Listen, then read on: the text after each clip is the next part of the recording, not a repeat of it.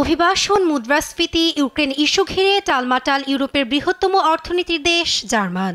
এ আবহেই দেশটিতে রোববার সাধারণ নির্বাচন। স্থানীয় সময় সকাল ৮টায় শুরু হওয়া ভোট গ্রহণ চলবে সন্ধ্যা ৬টা পর্যন্ত। শুধু জার্মানবাসী নয়, এ নির্বাচনে চোখ পুরো ইউরোপের। এবারে নির্বাচনে অংশ নিয়েছে প্রায় ৬ কোটি ভোটার। আছে কঠোর নিরাপত্তা ব্যবস্থা। তবে ফলাফলের আগে আসছে নানা জরিপে এগিয়ে রক্ষণশীল ক্রিশ্চিয়ান ডেমোক্রেটিক ইউনিয়ন বা সিডিইউ।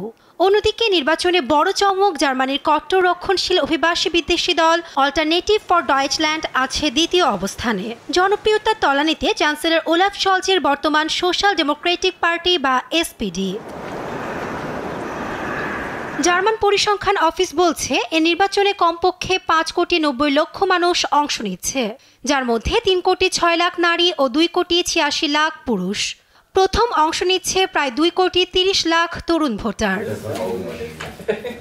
ক্রিশ্চিয়ান গণতান্ত্রিক ইউনিয়ন দলটির নেতা ফ্রেডরিক মেইজ সম্ভাব্য আগামী চ্যান্সেলর নির্বাচিত হচ্ছেন এমন আভাস দিচ্ছে স্থানীয় গণমাধ্যমগুলো। অভিবাসন ইস্যুতে কঠোর ব্যবস্থা গ্রহণের প্রতিশ্রুতি দিয়ে প্রয়োজনে এ সংক্রান্ত আইন পাশে অতি ডানপন্থীদের সমর্থন নেওয়ার কথাও জানান।